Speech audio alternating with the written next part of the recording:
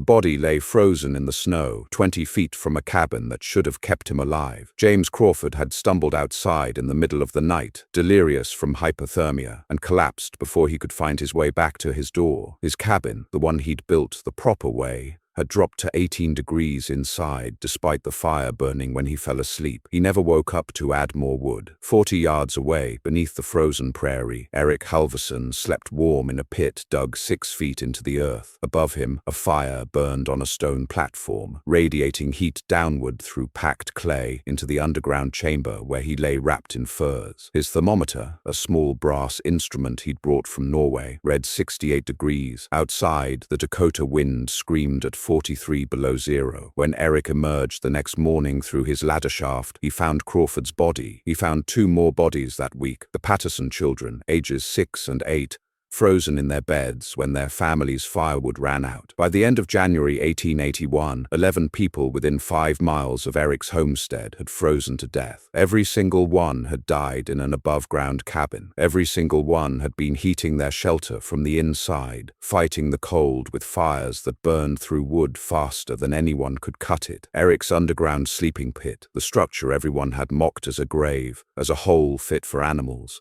as the most ridiculous shelter ever built on the Dakota Prairie. That pit stayed between 65 and 72 degrees through the entire winter. He burned fires only during daylight hours, never at night. He used 1/5 the firewood of his neighbors, and he never once felt cold while sleeping. The settlers had called him crazy. They'd said he was digging his own grave. They'd laughed at the Norwegian who wanted to sleep underground like a badger. Then winter came, and Erik's grave kept him alive while their proper cabins became actual graves for 11 people. Erik Halvorsen was 53 years old when he filed his homestead claim in Dakota Territory in the spring of 1880. He'd come from Finnmark, the northernmost region of Norway, where winter temperatures routinely dropped to 50 below zero and the sun disappeared for 2 months. He'd spent his entire life in conditions that made Dakota seem almost mild by comparison. But Finnmark had taught Erik something that Dakota settlers didn't understand. The earth itself was the best insulator and heat source available in extreme cold. In Finnmark, the Sami people had survived for thousands of years using underground and semi-underground shelters. Norwegian farmers in the far north built gamme, earth-covered dwellings that stayed warm through the darkest, coldest months. Erik had grown up in a culture that understood ground temperature stability. When Erik arrived in Dakota and saw how American settlers built their cabins, he knew immediately they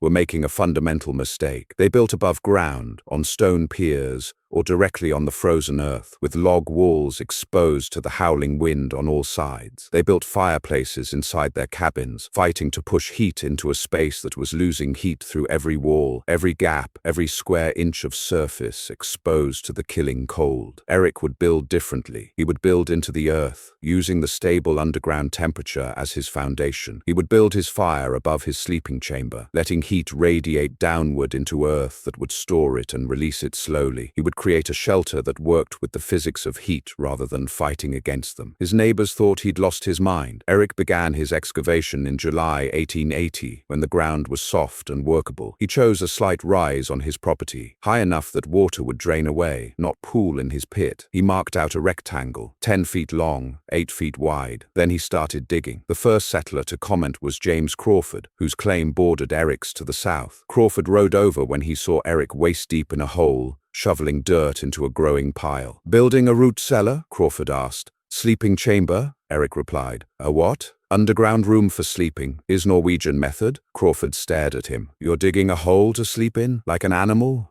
Like a warm person? Underground stays same temperature all year, warmer than cabin in winter. That's the strangest thing I've heard. You'll wake up in a coffin full of water when the rain comes. Will drain properly. I've built these before." Crawford rode away, shaking his head. The Norwegian was digging himself a grave and calling it a bedroom. Some people weren't meant for frontier life, but Erik continued digging. He went down 6 feet, deep enough that he was well below the frost line, deep enough that the earth temperature would remain stable regardless of surface conditions. The excavation took him 3 weeks, working alone with shovel and pickaxe. He removed removed approximately 480 cubic feet of earth, piling it carefully nearby for later use. The walls of the pit were vertical, cut cleanly into the clay-rich Dakota soil. At 6 feet deep, the soil temperature was a constant 52 degrees, cool but dramatically warmer than the -40 air temperatures that winter would bring. Erik's next step confused his neighbors even more. He lined the pit walls with logs, not horizontally like cabin walls, but vertically. Thick poles set side by side, creating a wooden barrier between the earth and the interior space. The logs were 8 feet tall, extending from the pit floor to 2 feet above ground level. "Why logs underground?" a settler named Morrison asked. "The dirt walls would hold just fine. Logs stop moisture from seeping in, also create air gap between earth and living space, is better for dryness. Seems like wasted wood to me. Wood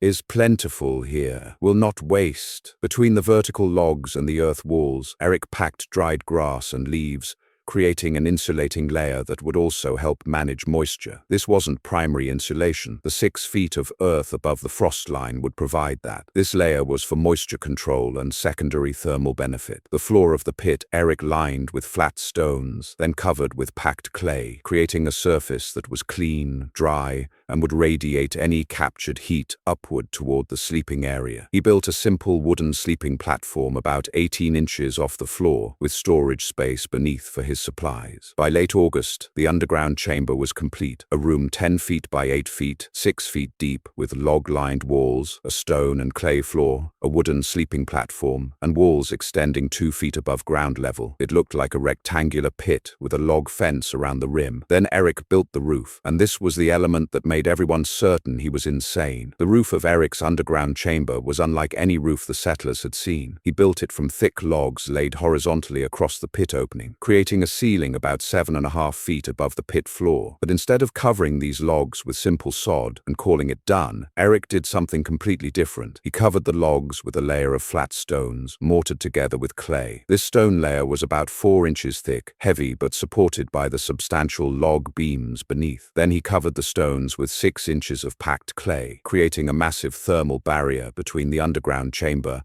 and whatever would be above. On top of this stone and clay layer, Erik built a fire platform. The fire platform was a shallow pit, about 5 feet in diameter, lined with stones and ringed with a low wall of rocks. It sat directly on top of the underground sleeping chamber, separated from the chamber below by only the log ceiling, the stone layer, and the clay layer. About 14 inches of material total. "You're building a fire on top of your bedroom?" Morrison asked, incredulous. "Yeah, exactly. Fire heats stones and clay. Heat radiates downward into sleeping chamber below. Very efficient. Heat rises. Everyone knows heat rises. Your fire's heat will go up into the sky, not down into your hole. Radiant heat goes in all directions, up, down, sideways. Fire heats stone platform. Platform radiates heat in all directions, including down. Chamber below receives heat through ceiling. That's backwards. You should build your fire inside your sleeping room, not on top of it. Fire inside room consumes oxygen, creates smoke, requires chimney. Fire outside, on top, has none of these problems. Smoke goes to sky, heat goes into thermal mass. I breathe clean air below." Morrison shook his head. The Norwegian had built his heating system upside down and his sleeping room underground. It was the most backwards construction anyone in Dakota had ever seen. But Erik wasn't finished. He surrounded the fire platform with a low wall of sod and earth, creating a windbreak that would protect the flames from Dakota's relentless wind. He built a simple entrance to his underground chamber, a shaft at one end with a ladder leading down, covered by a small wooden shed that blocked wind and snow from entering. The entrance shed had a door that sealed tightly. When closed, the underground chamber was essentially airtight, connected to the outside only through the soil itself, which allowed minimal air exchange. This was critical for the system to work. The chamber would stay warm because it couldn't lose heat through air circulation. Finally, Erik covered the entire structure, the sod walls around the fire platform, the entrance shed, everything, with additional earth and sod. By September, his underground sleeping chamber was invisible from a distance. You'd see a low mound with a small shed at one end,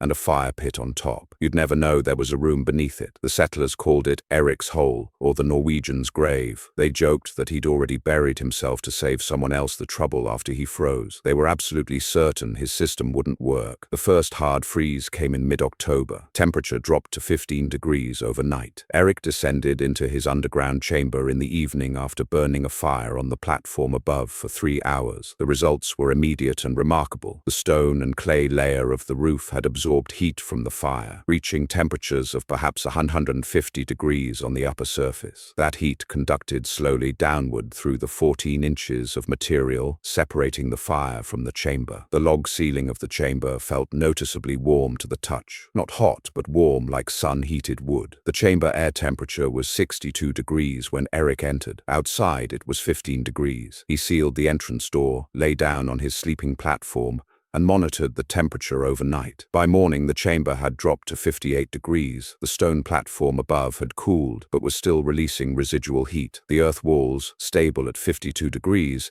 were actually warming the chamber air rather than cooling it. The floor radiated gentle warmth from heat stored in the clay. Erik emerged to an exterior temperature of 12 degrees. His chamber was 46 degrees warmer than outside. He'd burned no fire during the night, used no fuel, and slept in perfect comfort under fur blankets. He tried to explain the results to Crawford. Chamber stays warm because Earth at 6 feet depth is always 52 degrees. Fire on top adds additional heat. Stone platform stores heat, releases slowly, is very efficient. 52 degrees isn't warm, that's cold. Is 40 degrees warmer than outside tonight, and that is without fire. With fire during day, chamber reaches 65, 70 degrees. Your cabin would be warmer with a proper fireplace. My cabin would require constant fire all night, would use much wood. This system uses fire only during day, stays warm all night. Much more efficient. Crawford remained skeptical, but as October progressed into November, he noticed that Erik seemed comfortable while everyone else was already struggling with the cold. As temperatures dropped, the efficiency of Erik's system became increasingly apparent. His routine was simple. Build a fire on the platform above his chamber in the morning, let it burn for 2 to 3 hours while he worked around his homestead. Build another fire in the evening, let it burn for 2 to 3 hours. Then descend into the chamber, seal the door,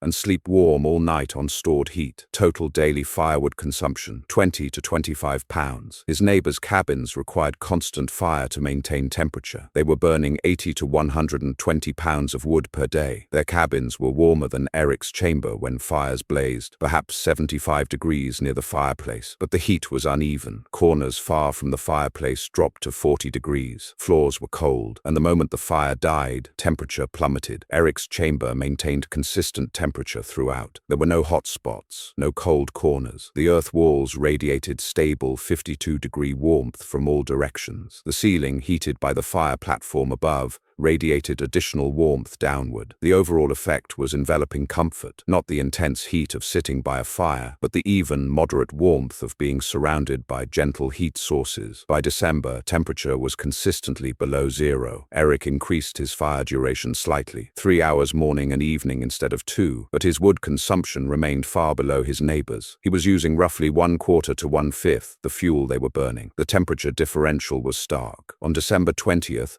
when exterior temperature was 25 below zero, Crawford's cabin, 42 degrees, with fire burning continuously. Morrison's cabin, 38 degrees, with fire burning. Erik's underground chamber, 68 degrees. Fire had been out for 6 hours. Erik's chamber was 26 to 30 degrees warmer than the best performing cabins, and he wasn't burning any fire at the time of measurement. The thermal mass above and the earth around the chamber were doing the heating work, releasing stored energy accumulated during the daytime firing. January brought the worst weather anyone in Dakota Territory could remember. A massive Arctic air mass settled over the region. Temperature dropped to 35 below zero on January 8th. By January 15th, it had reached 43 below. Wind made conditions even more deadly, creating wind chills that could kill exposed skin in minutes. The extreme cold lasted for 4 weeks. Temperature never rose above 5 below during that period. Nighttime lows consistently hit -40 or colder. Wood supplies that had seemed adequate were consumed at catastrophic rates as settlers fought to keep cabins even marginally habitable. Erik's system continued working. He increased his fires to 4 hours morning and evening, using perhaps 40 pounds of wood per day. still a fraction of what his neighbors burned. His chamber maintained temperature between 65 and 72 degrees throughout the extreme cold. The physics were straightforward. His chamber was surrounded by earth that maintained 52 degrees regardless of surface temperature. The ceiling, heated by fires above, added warmth on top of the Earth's base temperature. The system only needed to generate 15 to 20 degrees of additional heating above the Earth's natural warmth, far easier than generating 60 to 70 degrees of heating above ambient air temperature like cabins had to do. On January 12th, James Crawford froze to death. He'd been burning wood desperately, going through his reserves at unsustainable rates. That night, exhausted from cutting wood in the killing cold, he'd fallen asleep by his fireplace. The fire had burned down. Temperature in the cabin dropped. Crawford, already hypothermic, had stumbled outside in confusion, a common symptom of severe hypothermia, and collapsed in the snow. Erik found his body the next morning. Over the following 3 weeks, 10 more people died. The Patterson children on January 16th. Their parents had run out of firewood and couldn't maintain temperature. A bachelor homesteader named Wilson on January 18th, found frozen in his bed. The Morrison family's elderly grandfather on January 21st. Hypothermia, complicated by age and illness. A young couple, the Hendersons, on January 24th. Their cabin's chinking had failed,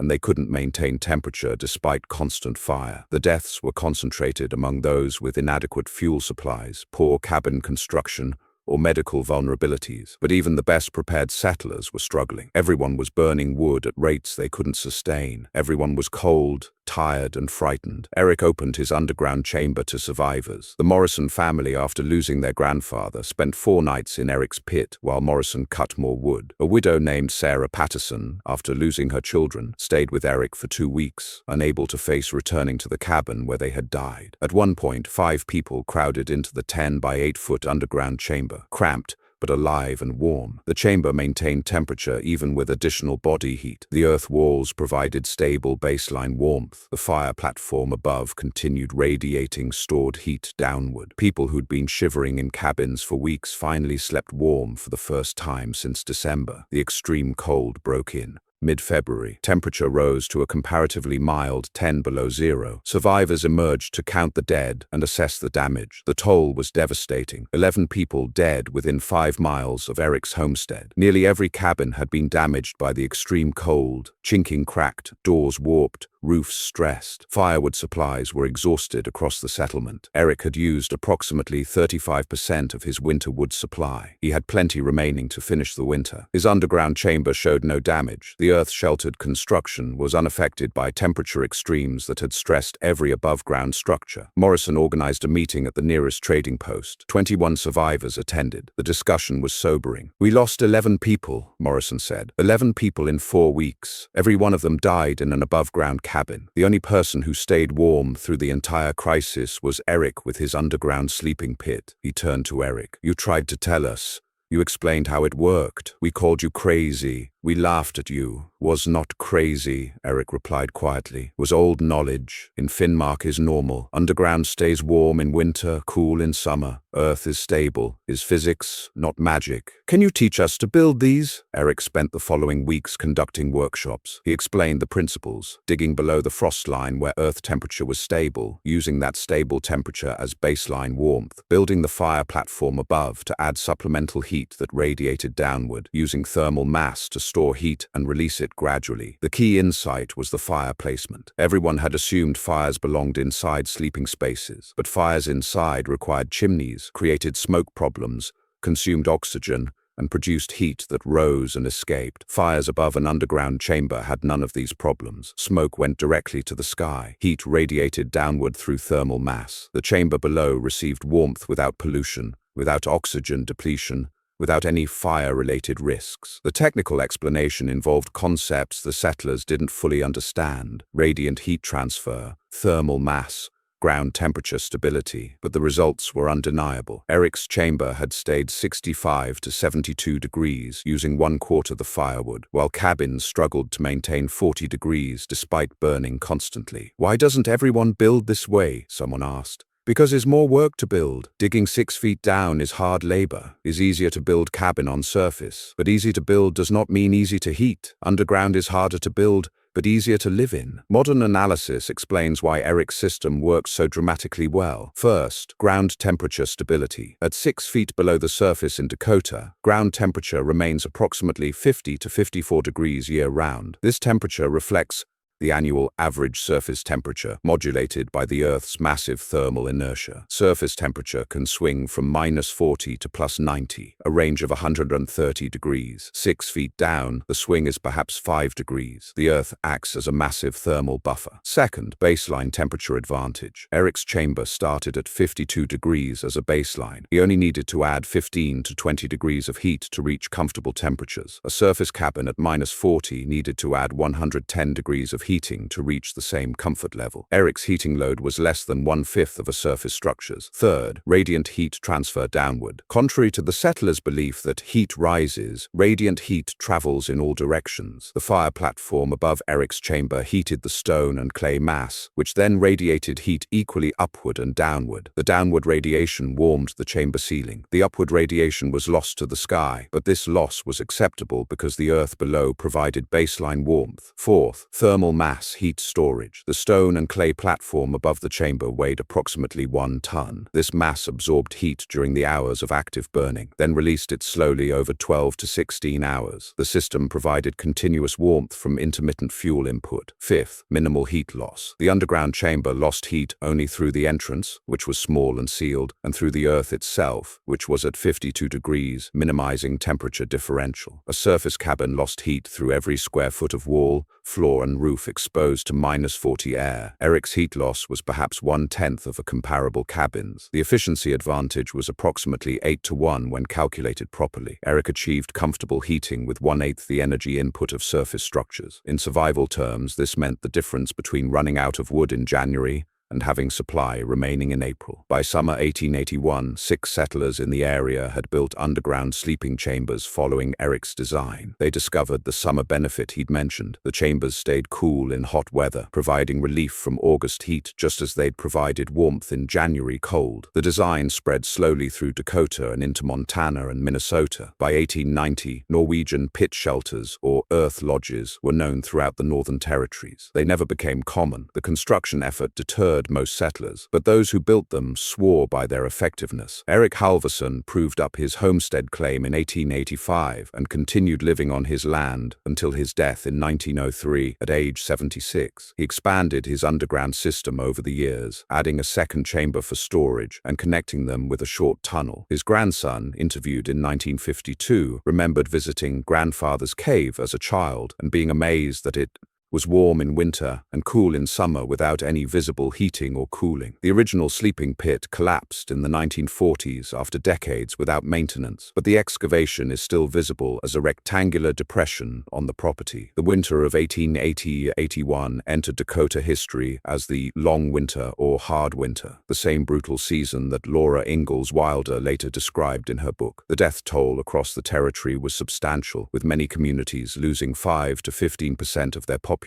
Erik's settlement lost 11 people out of approximately 90, a mortality rate of 12%. Not one person died in an underground shelter. The technology that seemed primitive, that settlers mocked as animal-like, that violated every assumption about proper construction, that technology proved superior to every civilized building method when conditions became extreme enough. Everyone mocked Erik Halvorsen's underground sleeping pit. They called it a grave. They said he was burying himself alive. They laughed at the fire on top, said heat rises, and his system was backwards. They knew that proper people built proper cabins above ground with proper fireplaces inside. Then 43 below zero arrived and stayed for a month. Erik's grave maintained 70 degrees. 11 of his neighbors actually died in their proper cabins with their proper fireplaces, built the proper way. The system that everyone mocked was the only system that worked when conditions exceeded what proper construction could handle. The earth at 6 feet stayed 52 degrees, while the air above dropped to -43. The fire platform radiated heat downward through thermal mass, while cabin fireplaces sent their heat up chimneys into the frozen sky. The sealed underground chamber retained warmth for 16 hours, while drafty cabins lost heat faster than any fire could replace it. James Crawford's body lay frozen in the snow, 20 feet from his proper cabin. Erik's underground pit glowed with warmth beneath the prairie, heated by the fire burning on top, insulated by the earth on all sides,